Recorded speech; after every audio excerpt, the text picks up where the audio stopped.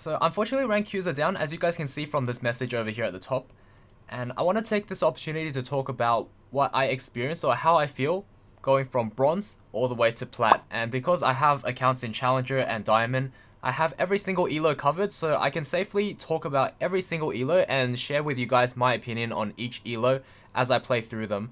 And basically what I want to do is start with bronze. So the things I noticed in bronze is that when you start off, say, against like bronze 4, bronze 5, bronze 3 players, what's going to happen is the jungle role is an absolute disaster because basically they're going to get executed and then they're going to run it down. You're going to be taking your enemy laner's tower and then you want to rotate, to help mid lane and bot lane. The moment you go to their lanes and you CS one minion, they're going to spam ping you back and they're going to rage quit or something like that. So it was pretty funny. There was a game where I just played as top. I got my tower, I got Rift Herald, I went to bot lane, and I started pushing out so that I summoned Rift Herald at the tower, right? But by the time I was pushing out, that Draven already AFK'd and left, went back to base. And I was like, oh my god, okay. So I had to push that bot tower by myself. I took it, killed the enemy bot laner, and you know what? It's still very carryable, very easy to win because it's bronze elo. It's extremely solo carryable, and at that point, I think I was playing Soraka.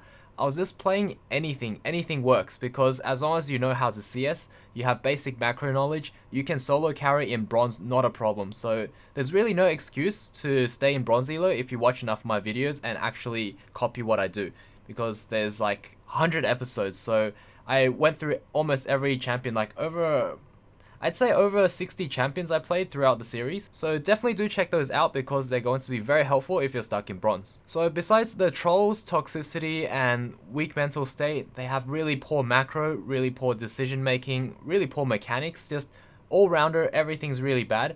But then once you go towards say bronze 1 or bronze 2, the junglers actually know how to not get executed in the jungle. So you might see them actually do something across the map, but they'll still have very minimal impact. The laners will be very clueless, but they might have some mechanics in terms of being bronze 1 and bronze 2. They have a little bit of mechanic. Other than that, they don't really have much substance to them, so still very easy to carry. You can play almost anything first time it.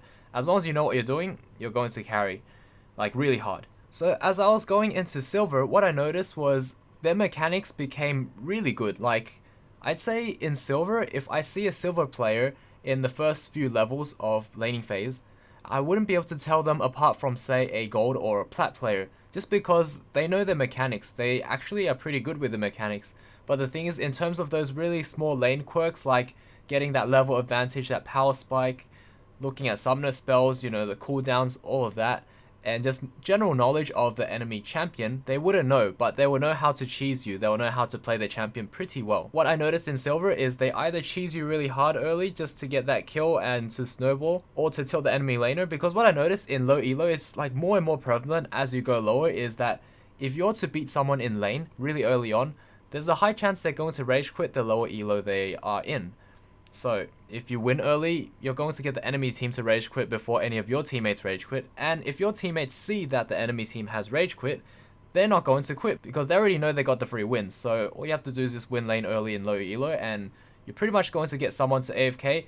If you don't get your enemy laner to AFK, you'll probably get your enemy jungler to AFK or someone else. They're going to grief. That's what happens in low elo. So that's definitely what I've noticed. It's a really big trend, especially if I hard carry.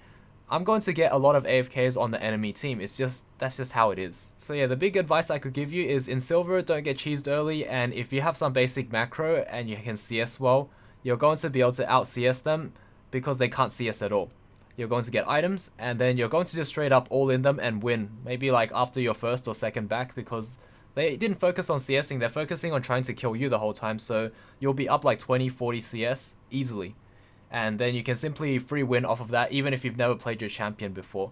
So that's what I've noticed, because for those that are new to the channel, I've been doing a voting system where I play any champion you guys pick and then I play it. Sometimes I have to play those champions in the non-designated role, like Soraka top with on-hit build or something crazy like that, which is what I was doing in low elo. I could get away with that for the most part. I have to say in bronze you can get away with anything at all, but in silver I don't think you can get away with Soraka top. You could try it, but it gets a bit harder, so you'll have to have your team win for you, and then you can just hold, and actually you'll win your lane too, but the thing is, you're not going to be able to carry them. So the verdict is, as long as you're playing champions that are sort of in the designated role. Say for example, if you're playing a bruiser, you can pick them in top, mid, or jungle. Just something that would function. Not like a support in the top lane that can't even duel or anything, like actual Soraka support in top lane. As long as you don't go that extreme, you're going to be able to solo carry very easily. And that's just my opinion anyway. Once you break out of silver and you go into gold, what I've noticed is their macro decisions become a lot better, but at the same time it's very inconsistent. So you have like good macro decisions and bad ones, and these sort of blur the lines between high silver and low gold. So it's sort of like a mixture because they're sort of starting to understand macro and objectives, but at the same time all they want to do is just ping, hey everyone, group mid, even though your team actually loses a 5v5, but they'll just say, hey, group mid, and then that's basically their strategy, which is really mind-boggling because I see this a lot in low elo. They just mindlessly say group, and there's actually no reason to, because you have your side lanes pushing. That's a lot of gold wasted that you just group mid and play the ARAM game. It just doesn't make any sense. If you want to force a 5v5, the only reason you do that is if you can get a pick. And then if you get a pick, then you basically take an objective off of that. But you don't group mid. You'll group near Baron or you group near Dragon. You don't group mid. It just doesn't make any sense. Because what happens if you group mid is you need to have hard engage. That's the only time you actually would 5v5 group mid, is if you have a Malphite, you have Rakan, or something like that. If you don't have any of those and you're grouping mid as 5, they could just send 3 to hold tower and then the 2 sides will just push in, or they could send 4 to hold tower and you can't tower dive them because you don't have hard engage. So don't fall into that trap, just ignore them and split push if you're a top laner. If you're a mid laner, you could like half push and then join your team, but always try to group around objectives and try to clear vision, eventually get a pick and then do that objective. So that's the plan. What I notice is they do this a lot in gold elo is group. Actually they say that in bronze and silver as well. But you know what, in bronze and silver, people are getting caught out non-stop. So what you can do if you're someone that has like decent farm is you can always go into your own jungle and you probably see someone derping around, you get a free kill there. Go into the enemy jungle while you're taking camps, get another free kill because they just walk into you. And this is what I see a lot in bronze, is they're pretty much like, let's just say in bronze, I'm going backwards a little bit, but what I notice is that in bronze, you're basically playing against people that play worse than bots, like especially in low bronze. You're playing against people that would suicide into you, that can't do jungle camps, that just can't do anything properly. You'd be surprised that they actually played this game for a while, you know? That's what I've noticed anyway. In low bronze, it just feels like the way they play is almost as if it's their first time playing the game, like they've never actually touched this game before. So they're dying to jungle camps, they're walking into you and suiciding, and they're playing generally worse than bots. So that's what I've noticed in low bronze. But yeah, that's definitely not the case when you go into, say, bronze 2 and bronze 1. So anyways, back to gold. What I noticed with that is I can't first time champions anymore. I have to at least practice the champion 1 or 2 or 3 times. I can play almost any champion in gold as long as I have a few practice games under my belt, and then I can do pretty much well or even hard carry depending on the champion. So that's what I've noticed for gold. And in terms of solo carrying, you're going to need to be very comfortable with your champion in order to solo carry in gold. But on the other hand, when you're in plat elo, almost everyone is very clued in terms of macro, in terms of mechanics. Not that it changed since silver, but mechanics is always there from silver. But macro and the way they know all their power spikes and everything, they're really good with that in plat. So the thing is, what you can do to get an edge over those people is that they might not time their summoners and their ultimate cooldowns very well. So what you might notice is that sometimes in laning phase, right, they were to say go into their own jungle and stop and invade, and you notice your team has ping flash for your enemy top laner. You'll know that when they come back and you both hit level 6, you can basically flash on them and get a free kill because they have no flash. So that's a huge advantage that you have, and you can always use that if you're, say, in Diamond or Challenger. You're going to use that to your advantage to the fullest and exploit that, and that's how you beat plat players.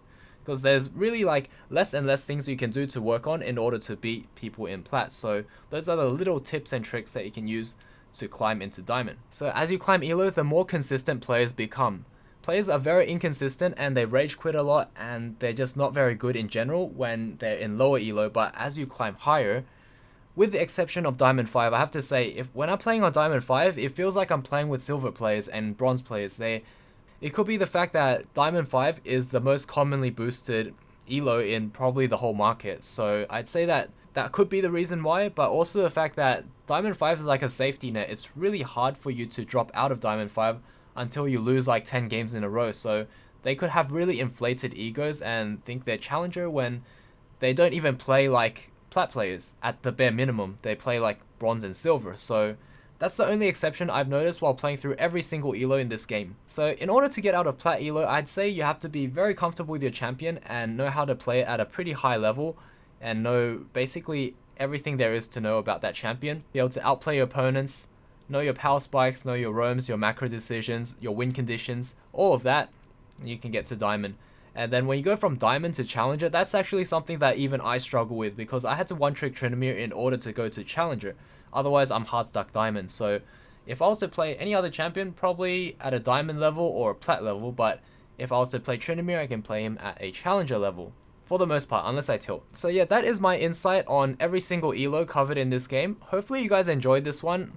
If you have any more topics for me to talk about, please let me know, because when there's like server maintenance like this, all I can do is talk in front of a camera or play normals. But I don't think it'll be too interesting to watch me play normals, you know? So yeah, hopefully you guys enjoyed, and tomorrow my plan is to make a video where I play one more Tryndamere game and then get it to plat 2. So let me know what you guys think, because right now I'm 1 win and 1 loss into plat 2 promos, and the reason why I lost one game was because I got target banned, played Darius, and then my team got completely run over. It was like 15-minute surrender basically, so there was actually nothing I could do about that game at all. But yeah, let me know what you guys think. One more game, win means I go to plat 2, lose means I don't.